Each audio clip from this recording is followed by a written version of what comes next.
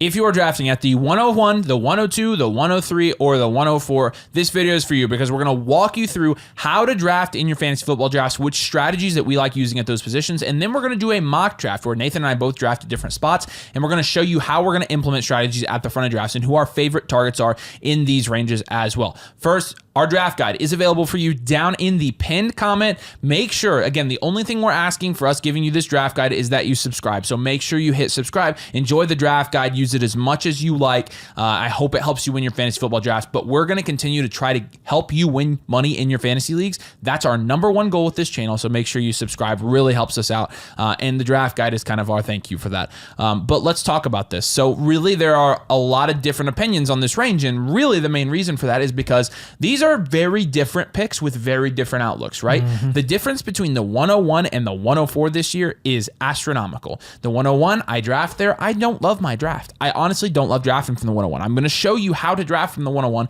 and feel better about your draft when we get into this. The 103, 104, I actually like, right? At the 103, you can take whoever falls from CD or Tyreek or Christian McCaffrey.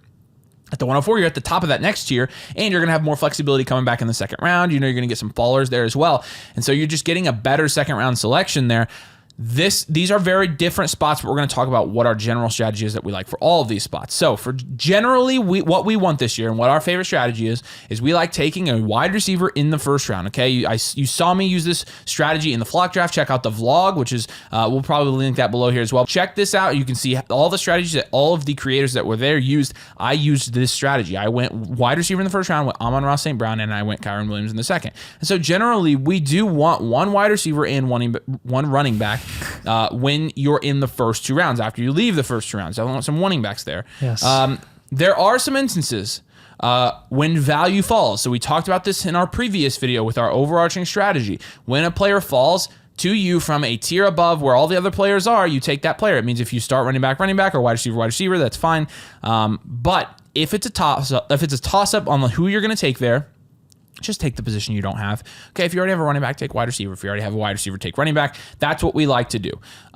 So the other main thing here, before I let Nathan kind of get into the rest of the strategy, is with these positions, we do not want to take a quarterback or tight end in the first two rounds. No way, absolutely not doing it this year. No. But let's talk about the 101 through the 104 and how they know who to take there, because again, this is the top of drafts. Last year, you had Jamar Chase going at 102, and everybody felt peer pressured into doing it, right? And it didn't work out. Jeff was the 101. It technically didn't work out. Christian McCaffrey was the league winner at 103. And then I think, it was kind of Tyreek Hill or whatever. It's kind of similar this year. But how do they know who to take there?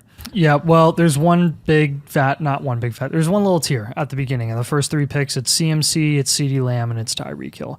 You're taking one of those three guys. Not a question asked. You don't reach on anyone else. You take one of those three guys, okay? I don't care if you think that CMC is going to get hurt this year. I don't care if you think that Tyreek Hill is old and 30 years old and all these things. So all I know is that if you're not taking one of those guys, you're already at a disadvantage because you're not taking the highest upside players, which is why you're drafting from the 101 to the 103. If you get to the 104, which is included in this range, this is when you're at the top of that next tier, which is kind of nice because you get your preference there, right? The preferences, the guys that we're going to recommend at the 104 is going to be one of the top running backs, Bijan or Breece, if you want to go that route. The one that we would highly recommend is going wide receiver, one of Amon-Ra or Jamar Chase. If you're in a full PPR format, you want to go with Amon-Ra St. Brown. He hauls in too many targets. He's too good of a slot wide receiver, too consistent of a slot wide receiver with incredible yak that you're just getting an unbelievable floor. And for the last 3 years, he's outperformed his ADP. So I think you've got a really, really safe pick there with Amon-Ra at the 104. Jamar Chase, if you're in a half PPR or even a standard, you want to be going with him or leaning him because even though he's disappointed the last couple of years due to injury and rough situations in Cincinnati, you're getting incredible upside with what Chase offers in his skill set in that offense tied to Joe Burrow. The reason we're going to recommend going the wide receiver route at the 104 specifically is because, and this applies to the 101 to the 103 as well, you're generally going to get a pretty solid running back falling back to you at the 104, more likely than the 101 to 103 range in the second round. So you want to be taking a running back like Kyron Williams in that range. Devon Achane is not a bad guy, not a bad upside shot to take to pair with a guy like Amon-Ra St. Brown, for example. If no running backs are falling to you, right, they go higher than expected, then just go with a receiver because they're going to fall by default. Devontae Adams is a pretty decent pick in the second round. Brandon Ayuk, I think, is a good guy to take in the late second round. Deebo Samuel with his upside, a good guy to take there. Christian McCaffrey, again, is going to be the exception where if you're taking Christian McCaffrey at the 101 or the 102, you need to be taking a wide receiver in rounds 2 and 3 just to compensate for the admittedly the risk of taking him there. Now, we're not saying don't take him. We're just saying that there's clearly risk in taking a 28-year-old running back, even though he has the upside of scoring 25 points per game. Just lock in wide receiver when you're going with CMC there, no questions asked. Okay, so now what we want to do is basically put this into practice, and we'll talk you through each pick as we do it, but we're in a mock draft. Nathan's at the 4, I'm at the 1, and this is going to be a half PPR, 12-team mock draft, and it's going to be a start 2 running back, start 2 wide receiver, and 2 flex with 1 quarterback and 1 tight end. Let's go ahead and do this theoretical mock. I have the 101. I'm going to go ahead and take Christian McCaffrey here. I think it's probably the right pick with what he's been able to do in fantasy. You're at the 104. Yeah, so I'm going to go with Amon-Ra St. Brown here. Again, if you're in a full PPR, you go with Amon-Ra. If you're in a half PPR or a standard, you can lean Jamar Chase. Either way, you can't really go wrong with one of those 2 picks. And you're seeing that tier there. You're seeing Amon-Ra, you're seeing Bijan, J. Jeff, Chase, Breece Hall, all going back to back there. That's the range where you want to take those guys. And then we're at the tail end of the second round here, right? There were a couple of running backs that went higher than I expected, like Derrick Henry, for example.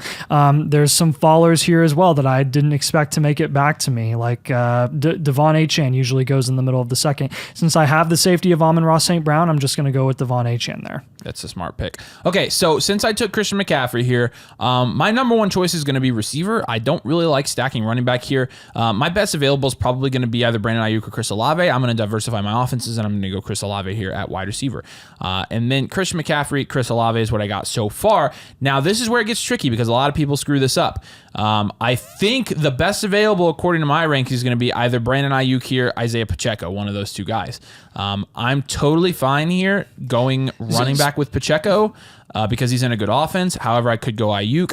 I think Ayuk is going to be the best pairing with Olave and Christian McCaffrey. You're kind of, even though CMC and Ayuk are in the same offense, they play very, very different roles. They've both proven they can be productive together in the same offense, and you're getting safety at wide receiver when you're going with the upside with CMC. And then I'm going to go with the other Niners guy as well, and taking Deebo Samuel here to pair with Amon-Ra St. Brown and Devon Achane. Those are 2 high upside guys in the second and third round, but again, I'm feeling comfortable enough with the safety of Amon-Ra that I'm willing to go upside in rounds 2 and 3 and then see who falls to me in the 4th round here. Yeah, so you've got 2 wide receivers and a running back now. We both have 2 wide receivers and a running back. Honestly, this is our preferred start here, but 4th round, who's falling? Who are you going? So at the end of the 4th round, I'm actually going to go and pivot to an elite tight end. I'm going to go with Trey McBride. I think he's probably the cheapest tight end that has true, legitimate tight end 1 overall upside this year in a pretty underrated offense. And I like going and getting the best of another position when I'm looking really good at wide receiver. I'm going to do the same thing here. I'm going to grab an elite tight end because I don't think I'm going to be able to get one here at the 101 later. And I don't like any of the quarterbacks here. Stroud, Richardson, Burrow. I don't like any of those guys right here. Yeah. And then the running backs. The top available running back according to Sleeper ADP is Alvin Kamara. The running backs are gone. Which again, maybe it would have been good for me to take Pacheco. A lot of these teams have freaking 3 running backs. That's what happens when you draft against air. But I'm going to go ahead and take a wide receiver again here, and I'm going to take T. Higgins. Yeah. So and I think that's a good pick. Zay Flowers going right after him. I personally would prefer Zay Flowers, but it doesn't really matter once you're getting in this range. All of them are pretty safe. And I'm faced with a situation here where I've got a ton of high upside picks with a lot of risk. I'm just going to embrace the risk. I'm going to get a second running back and go with Alvin Kamara, who I think is one of the best values in the 5th round right now. Yeah, and so you get your second running back. It's 5th round, but I'm looking here. 1 running back is gone. There goes another one. But there were only 2 running backs that have gone really since I picked. There goes the 3rd one, Aaron Jones. So we're kind of in that running back dead zone right now. So I'm going to kind of wait for the dead zone to play out, and I'm going to pick whoever's left out of that dead zone. Yeah, and we're looking here at another range of some decent wide receivers. The running backs are kind of discussing at this point. There's not really any more elite tight ends. I have zero interest in taking a quarterback here. And at this point, Rashee Rice ain't getting suspended, guys, and you're still getting him in a lot of drafts at the end of the 6th round. Give me Rashee very comfortably. You're not getting Rashee Rice there. It's the stupid sleeper ADP, honestly. But 6-12. Okay, so there are some quarterbacks here I think you could take. It's not my first choice. The running backs here are still pretty gross. Not going to lie. Wide receiver. There are some really good wide receivers here that I like. I like Jordan Addison. I like Ladd McConkey. I'm going to take Xavier Worthy here with my first pick because I think he's on an elite offense. He looks really, really promising to start the season. Definitely not taking tight end. So now I'm going to probably look at wide receiver and quarterback again. Again, the running back here, it's kind of still in the dead zone here, right, guys? And so I might as well, since I have, and I've done a hero running back build here, obviously, I'm probably going to have a weak second running back. That's just probably how this build's going to work out most of the time. So with that, pivot to wide receiver here. I like Jaden Reed. He's going to be a high target guy. I'll take Jaden Reed. Yeah, and then David Montgomery and Zamir White go next. Again, that's going to be pretty common. You'll see him go in 7th, 8th round just because they're in situations where they do have pretty high floors. You question what their ceiling is. Monty clearly has a cap ceiling. Zamir White is whatever. I mean, maybe he could, shine and be amazing. But for me, I'm going to take one of the few remaining true wide receiver ones in his offense in Calvin Ridley. Yep. And your build is technically a hero wide receiver build as we'd qualify it because you went wide receiver and then running back, and then you've taken best available since then. So let's see, lots of running backs still going here. Pollard, Chubb, Moss, Brooks, Eckler. These are all guys I'm like looking at. I'm like, okay, now you see, now we've got the tight end starting to go here again in the 8th round. Who are you going here? Well, we generally say don't over-invest in rookies, especially in the top 10 rounds. I'm going to stick with that this time and see who wraps around to me in the 9th round, and I am going to go with JSN here. Yeah, that was my pick. I don't like drafting with you, honestly. You pick the same players every time, and they're always the players I want. Okay, Jordan Love fell to me. I'll take Jordan Love first. I like that pick in the 8th round. He's a value follower there. That's where I'll take my quarterback. I can punt on quarterback and feel pretty good about it. And I'm going to look at running back here. These guys are still really gross, but it's the 9th round. I have to understand that this pick sucks. There's really no good way to go around this. I'm looking at. I really like the wide receiver value here. Honestly, I don't like taking this many rookies, though. So this is where it gets tough. I'm going to go ahead and take another wide receiver. I think this is hard. I'm going to take Brian Thomas. I'm going to take another rookie. I don't even care. I think Brian Thomas is a good pick. I was going with the other rookie as well, whichever one fell to me, and that's Keon Coleman. Yeah, Coleman's again, he's in a pretty good opportunity. Value. I think, again, this is kind of the range where you're looking at like the guys like Njoku going off the board, Ingram, Jake Ferguson. It's like, they're just picks. Dallas Goedert is going to, probably start going in the 12th round as well as the last guy that's a relevant tight ends. But for me, look, I think it's gross to go with a tight end in this range. This is when I like taking those wide receivers and taking as many as I can until the fall off. And we have officially approached that fall off where it's just tough to take any receivers after the fact.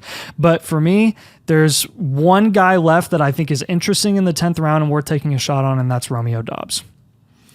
I mean, this is just to tell you how unrealistic this is, and this is why I got freaking screwed here. You have 5 running backs on 4 of these rosters. I mean, most of the time you're not going to see running backs taken like this, but I also got sniped here quite a few times. So now I'm stuck with literally nothing at running back.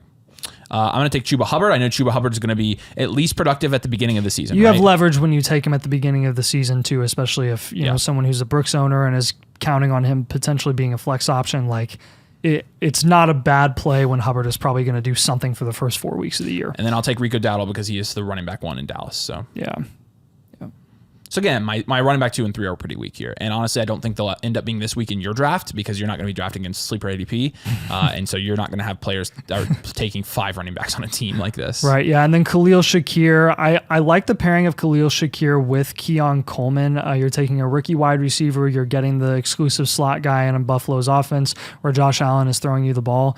I'm comfortable with that for anyone who wants to go that route, honestly. Shakir's price has not gotten unreasonable at all. And then in the 12th round here, this is when I love taking quarterbacks. There's a ton of fallers here, a ton of really good options. And again, I ended up with the best option available, and Kirk Cousins. Couldn't be happier about that in the 12th. All right, so I've got my quarterback. I've got my tight end. I'm probably going to go skill position here. So let's go ahead and look at flex.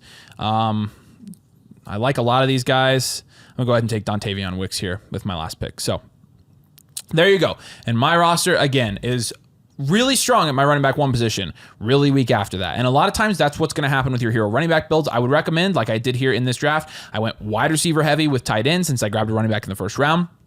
I did get a quarterback in at the 8-9 turn because he fell to me. But this is a hero running back strategy. I did take 2 guys, running backs in the 10th, 11th, that still have running back. I mean, that are still running back ones in their offense. But again, honestly, if this were a real draft for me and it really went down this way, and I had a team in Team 10 where the wide receiver room was Garrett Wilson and Cortland Sutton and Jameson Williams, I'd be pretty ticked, first of all, because I would hate that I didn't get better running backs here. But second of all, I would know that that team is not going to ride the season with those wide receivers. And that team who drafted 5 running backs in the first 7 rounds, Pollard, Stevenson, Cook, White, and Taylor, that's unrealistic. It's not going to happen in your real drafts. That's the reason I didn't get running back value falling. But if that does happen in your real draft, you have somebody stupid drafting like that, you're going to have some trade leverage over them. And so again, I have some good wide receivers here. Brian Thomas, Jaden Reed, Xavier Worthy, all these guys could pop off early season. I could move them over for a running back and feel pretty good about it. And you're obviously, again, hero wide receiver here. You took 2 running backs in the first 5 rounds, and then rounds 6 through 11, you went wide receiver. I like that. You took your quarterback in the 12th. You got Kirk Cousins still, who's one of the most productive quarterbacks last year in fantasy football. So there you go. There are some early round mocks for you, and we did, again, 101 through 104. The 102 and 103 position are going to be mostly the same as Nathan's because, again, you're probably going to go hero wide receiver here. So 102, 103, you're looking at guys like Josh Jacobs and Isaiah Pacheco, taking them there. If you were in this draft, if I were drafting there, that's what I would have done. And the 101 sucks for that reason, but again, that's how you draft from the 101 to the 104. If you're drafting here, you're going to get a really elite player at the top of your draft, so you should feel good about that. Again, draft guide is down below. Make sure you check it out. We only ask in return for the draft guide that you subscribe to the channel because we're going to try to bring you the best fantasy football analysis on YouTube. And I mean it when we say that. We are working very, very hard to bring you the best only. So make sure you subscribe. Make sure you drop a like on this video. Appreciate you guys. We'll see you later.